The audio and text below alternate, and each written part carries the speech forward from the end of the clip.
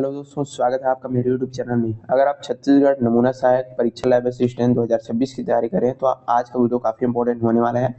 रसायन विज्ञान से टॉप एमसीक्यूज जो है करने वाले हैं, कोड वाले जो क्वेश्चन है इसमें हम करने वाले, जैसे कि लगातार जो वीडियोस हम करते आ रहे हैं। तो चलिए आज का जो वीडियो शुरू करते हैं। चैनल पर नए जरूर आपको सब्सक्राइब करना है, ज़्यादा से ज़्यादा वीडियो को शेयर करते जाइएगा और पूरी वीडियो अंत तक देखिए।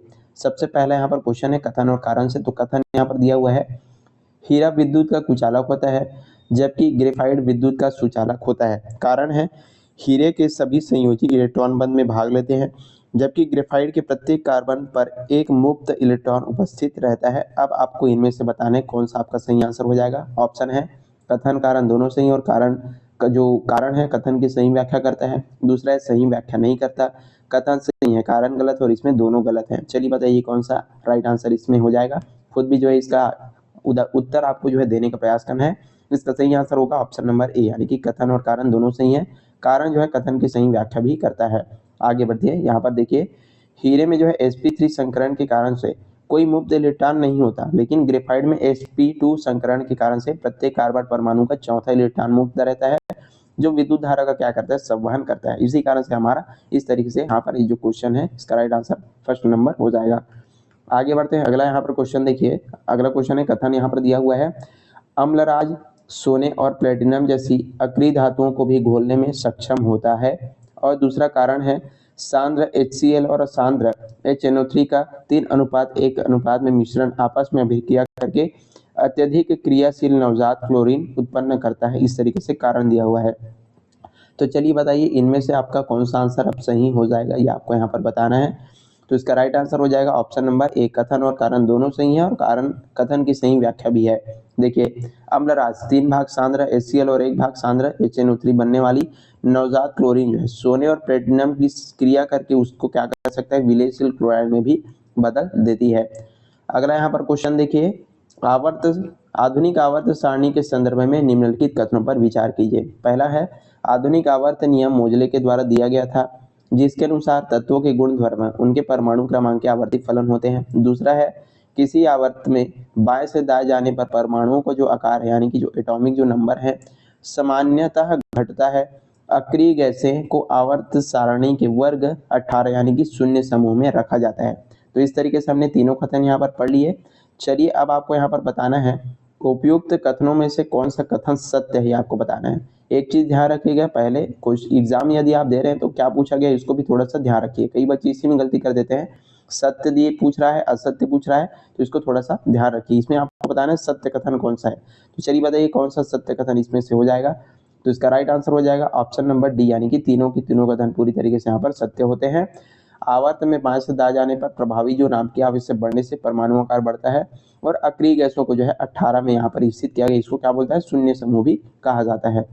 अगला यहाँ पर क्वेश्चन देखिए, विलयन और कोलॉइडल अवस्था के संदर्भ में निम्नलिखित कथनों पर विचार कीजिए। चलिए पहला है कथन, कोलॉइडल कणों द्वारा प्रकाश के प्रकीर्णन की घटना को टिंडल प्रभाव कहा जाता है। दूध एक पायस प्रकार का कोलॉइड तंत्र है जिसमें केवल एक कण द्रव में जो है परिप्रेक्षित रहते हैं।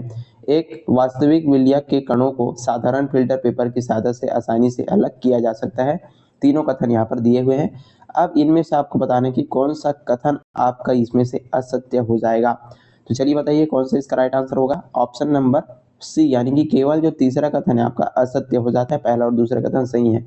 वास्तविक यहाँ पर विलयन जैसे पानी में घुली शक्कर के कण अति सूक्ष्म होते हैं, जिन्हें फिल्टर पेपर या फिर पार्चमेंट झिल्ली के द्वारा अलग नहीं किया जा सकता। इसी कारण से आपका जो कथन 3 है आपका असत्य यहाँ पर हो जाता है। बाकी जो ऊपर के जो कथन है पूरी तरीके से यहाँ पर सत्य होते हैं। चलिए आगे बढ़ते हैं, ये होप चीजें आप अच्छे से यहाँ पर समझ रहे होंगे। अगला क्वेश्चन देखते हैं, प्रयोगशाला में एथिलीन गैस तैयार करने के लिए एथिल एल्कोहल, यहाँ पर सूत्र भी देख सकते हैं, को किस अम्ल के साथ 170 अंश सेल्सियस ताप पर गर्म किया जाता है, आपको यहाँ पर बताना है। देख सकते हैं सांद्र सल्फ्यूरिक अम्ल है, सांद्र हाइड्रोक्लोरिक अम्ल है, एसिटिक अम्ल है, सांद्र नाइट्रिक अम्ल है। तो चलिए बताइए कौन सा इसका राइट आंसर यहाँ पर हो जाएगा। तो इसका राइट आंसर होगा ऑप्शन नंबर ए, यानी कि सांद्र सल्फ्यूरिक अम्ल। सांद्र H2SO4 एक प्रबल क्या होता है, यहाँ पर निर्जलीकारक होता है, जिसको जो 170 अंश सेल्सियस पर एथिल एल्कोहल के जल से क्या करता है, अणु निष्कासित कर एथिलीन गैस का यहाँ पर निर्माण करता है। तो आपको याद रखना है सांद्र सल्फ्यूरिक अम्ल। आगे बढ़ते हैं, अगला क्वेश्चन है कैंसर रोग के उपचार और शरीर के भीतर ट्यूमर का पता लगाने के लिए किस रेडियोधर्मी समस्थानिक का प्रयोग होता है? कोबाल्ट 60 है, आयोडीन 131, कार्बन 14 और है सोडियम 24। तो चलिए बताइए कौन सा इसका राइट आंसर यहाँ पर हो जाएगा। तो इसका राइट आंसर हो जाएगा ऑप्शन नंबर ए यानी कि कोबाल्ट 60 का। कोबाल्ट 60 से निकलने वाली उच्च ऊर्जावान गामा किरणें कैंसर ग्रस्त कोशिकाओं को नष्ट करने के लिए रेडियोथेरेपी में उपयोग किया जाता है। काफी जो है इंपॉर्टेंट क्वेश्चन है, याद रखिए। आगे बढ़ते हैं, अगला क्वेश्चन देखिए, रासायनिक बल गतिकी एवं ऊष्मा गतिकी के संदर्भ में निम्नलिखित कथनों पर विचार कीजिए। चलिए, पहला यहाँ पर कथन है ऊष्माक्षेपी अभिक्रियाओं में ऊष्मा उत्सर्जित होती है और एंथैल्पी परिवर्तन का मान ऋणात्मक होता है। दूसरा है उत्प्रेरक अभिक्रिया की दर को बढ़ा देता है परंतु साम्यावस्था स्थिरांक के मान में परिवर्तन नहीं करता। चूने के पत्थर का कली चूने में तापी अपघटन एवं ऊष्माक्षेपी अभिक्रिया है। तो तीनों कथन आपने यहाँ पर पढ़ लिए। अब बताना है तीनों में से कौन सा कथन यहाँ पर आपका सत्य हो जाएगा। तो चलिए बताइए, ऑप्शन देख सकते हैं ए बी सी डी, इसमें से कौन सा आपका सही आंसर हो जाएगा। इसका राइट आंसर हो जाएगा ऑप्शन नंबर ए यानी कि केवल पहला और दूसरा जो कथन है यहाँ पर देख सकते हैं, पहला और दूसरा कथन ये आपका सत्य है, कथन 3 असत्य हो जाएगा। क्यों? तो चलिए समझिए, चूने के पत्थर का तापीय अपघटन ऊष्मा का अवशोषण करता है, अतः ये क्या होता है, ऊष्मा शोषी अभिक्रिया है। लेकिन यहाँ पर क्या दिया गया था, एक ऊष्माक्षेपी अभिक्रिया दिया था और उत्प्रेरक केवल साम्य तक पहुंचने के समय घटता है, साम्यावस्था मान नहीं बदलता। इसी कारण से कथन 3 असत्य हो जाएगा, समझिए। आगे बढ़ते हैं, अगला क्वेश्चन है शल्य चिकित्सा में टूटी हड्डियों को जोड़ने और प्रयोगशाला में मॉडल बनाने में प्रयुक्त होने वाले प्लास्टर ऑफ पेरिस का सही रासायनिक सूत्र क्या है।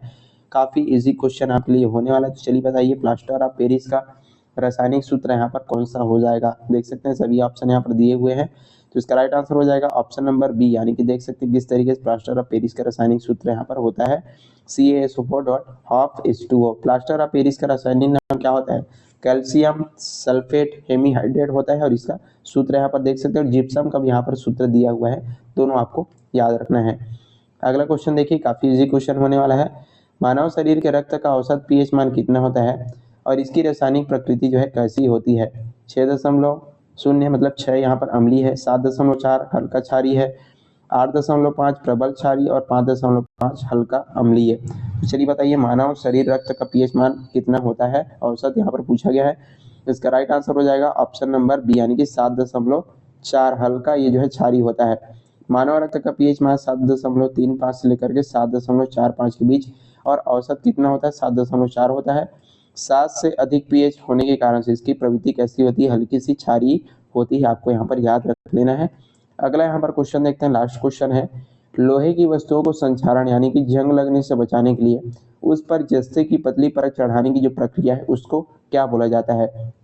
ये भी क्वेश्चन काफी इंपॉर्टेंट है, इस तरीके से क्वेश्चन पूछे जाते हैं।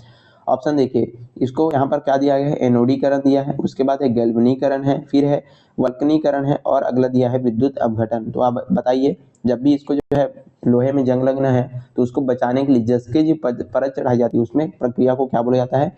तो इस प्रक्रिया को बोला जाता है ऑप्शन नंबर बी यानी कि जस्तीकरण बोला जाता है या फिर गैल्वनीकरण इसको जो है कहा जाता है। ऑप्शन नंबर बी आपका राइट आंसर होगा। गैल्वनीकरण में लोहे को पिघले हुए जस्ते में डुबो करके उस पर जिंक की परत चढ़ाई जाती है जिससे वो जो है वायु और नमी के संपर्क में लोहे से टूट जाता है और जंग जो है नहीं लगता। और कई बार कैसे पूछा जाता है किसके संपर्क में आने से लगता है, तो वायु और नमी के संपर्क में आने से लोहे पर जंग लगता है। और एक क्वेश्चन पूछा जाता है कि क्या उसका भार बढ़ता है कि घटता है। तो जैसे ही आप पता है लोहे पर जैसे ही जंग लगता है उसका जो भार है बढ़ जाता है, ये आपको बताना है। और यहीं पर आज का हमारा जो वीडियो समाप्त होता है, हमने काफी अच्छे तरीके से आपको एग्जाम्स के लिए एमसीक्यूज करवा दिए। आई होप आपको सारी चीजें बहुत अच्छे से यहाँ पर समझ में आ गया होगा। वीडियो पसंद आए तो लाइक करना, ज़्यादा से ज़्यादा शेयर करना, चैनल पर नहीं जरूर आपको सब्सक्राइब कर लेना है। यहाँ पर फिजिक्स और महामैराथन के वीडियोस हैं और जो भी अलग अलग आपके सब्जेक्ट्स के वीडियो है हमारे चैनल पर उपलब्ध हैं, जा करके देख सकते हो, अपनी तैयारी को मजबूत कर सकते हैं। तो चलिए तब तक के लिए पढ़ते रहिएगा। Thank you so much.